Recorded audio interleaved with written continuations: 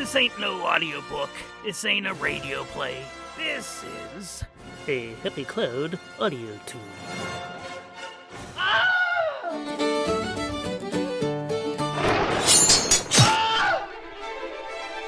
It's that time again for the Further Adventures of Rune, Return of the Miggins, brought to you by Happy Cloud Media and Chrome Toothpaste. Part 4, Hucks of Darkness. Chapter 39, Up the Goromorokye.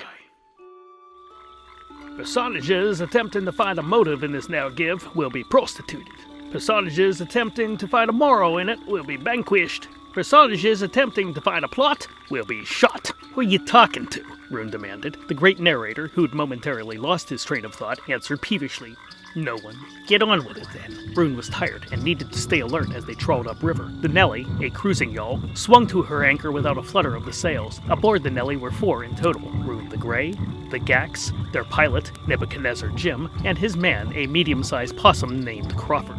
Seriously? Rune said upon learning the pilot's name, Nebuchadnezzar Jim. I'll never be able to pronounce that. Thus, Rune thought of the man, the humanish of dark complexion, dark humor, and dark fabrics, he favored velvet, but on the river it was bombazine, as N-word Jim. Upon meeting the wolf and his companion, N-word Jim said, Mr. Kurtz, he dead. Say again, said Rune. Dreadfully sorry, said N-word Jim. I thought we were doing something else.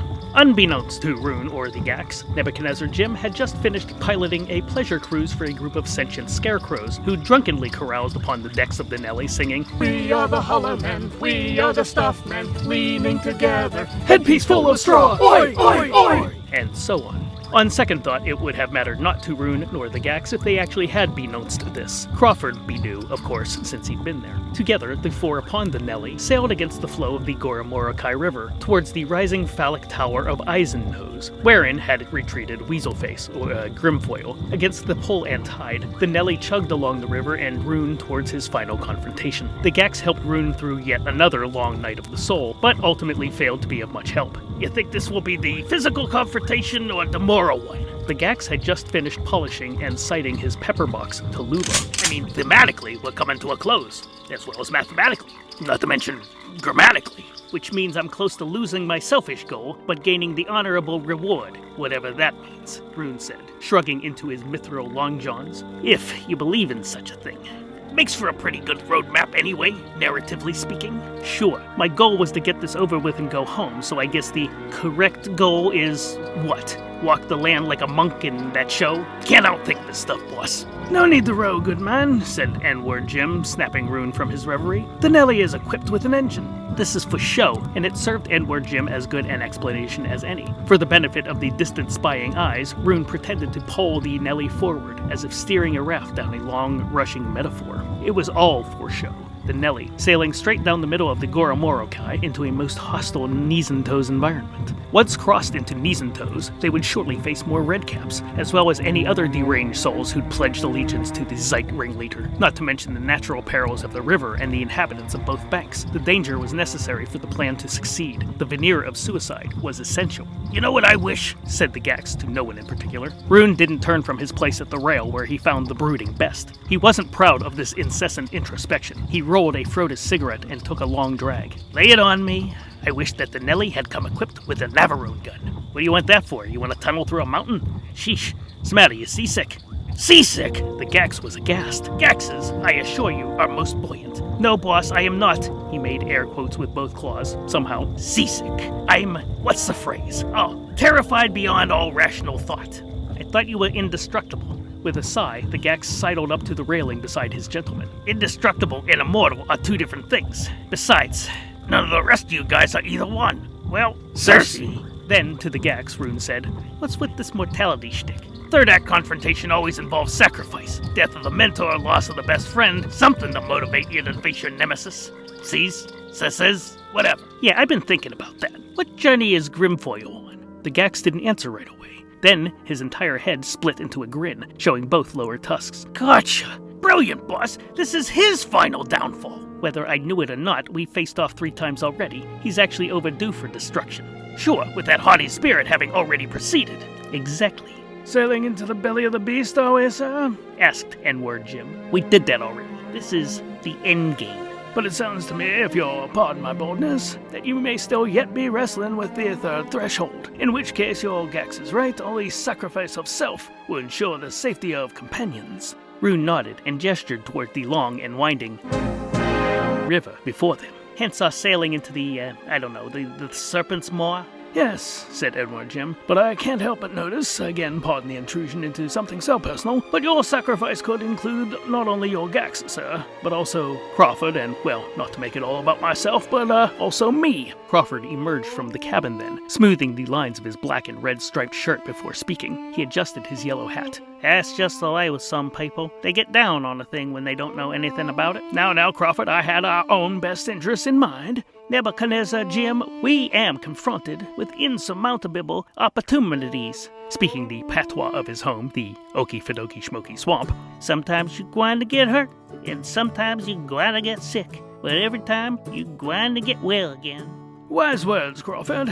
What's gwine? Gotcha. Groovy. As far as Grimfoyle goes, that's just the way. A person does a low-down thing and then he don't want to take no consequentials of it. Think as long as he can hide it, it ain't no disgrace. The pilots seemed to be satisfied that the matter was settled. The Gax whispered to Rune, "Are they on our side or not?" No idea. What Nebuchadnezzar Jim said about the third threshold was true, and 'twas the reason Rune was traveling up the Goromorokye alone with the Gax and the two pilots. More alone than he'd been recently anyway. The plan had plenty of working parts, while there had been no getting rid of the Gax. "We just got back from hell, boss. A river cruise don't sound so bad." Dusty, Scarlet, and Circe he sent in opposite directions. "Chief," Dusty protested, "I should be facing certain death at your side." "Thanks, Dusty, but I'd prefer to think of my death as less than certain.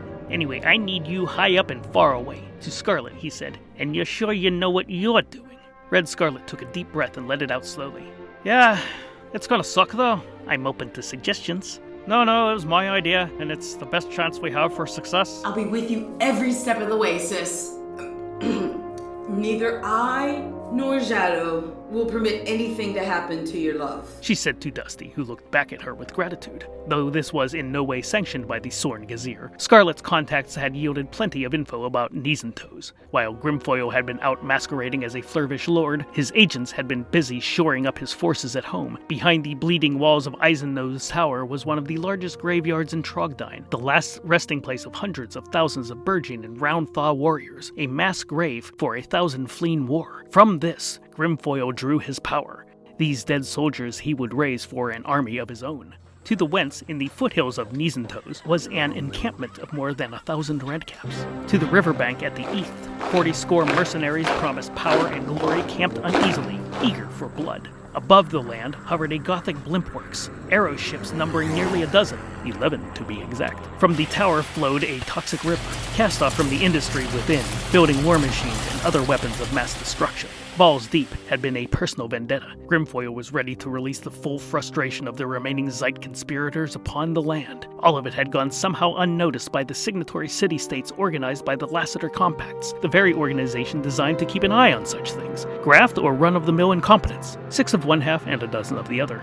A former acolyte of Lord Sauerkraut, a villainous destroyer from days past, Grimfoyle had taken his master's power for his own, and who could say whom else? Perhaps even that of Lady Di, the former Gesserit. Rune remembered seeing her often in the company of her husband, that odious Duke Leto, and the oily weasel-face lounging in the ruby atrium at midday. If given a million fleens, Rune would never have guessed that Weaselface had been a Zeit, much less the infamous Grimfoyle. Yet there Grimfoyle had been the whole time, whispering to King Marineck the 11th as he succumbed to madness, tempting Prince Cygnus, before ultimately transforming the young man's body and destroying his mind. There was chaotic evil, and then there was just being a jerk. At Balls Deep, the B&S army turned to Rune and swore their allegiance. Adding to the call were the Cow clansmen, who raised their banners to him. Without a single word from Circe, the Suck-You Dryads offered their splinters and steel. Throughout his life, Rune had led small bands of ruffians, commanded miniature platoons of mercenaries, cajoled bystanders into joining this resistance or that. Charisma and con artistry he'd learned in the slums of Lower Hogarth.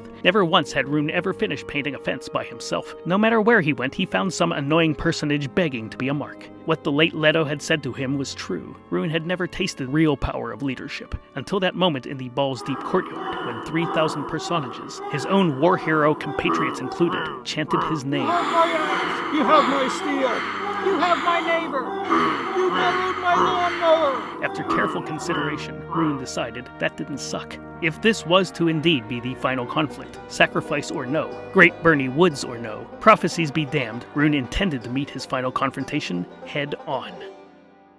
Thus concludes this episode of the Further Adventures of Rune. Tune in next week via your favorite audio delivery system. Don't forget, full episodes and super mega chunks are available on Patreon. But you knew that already.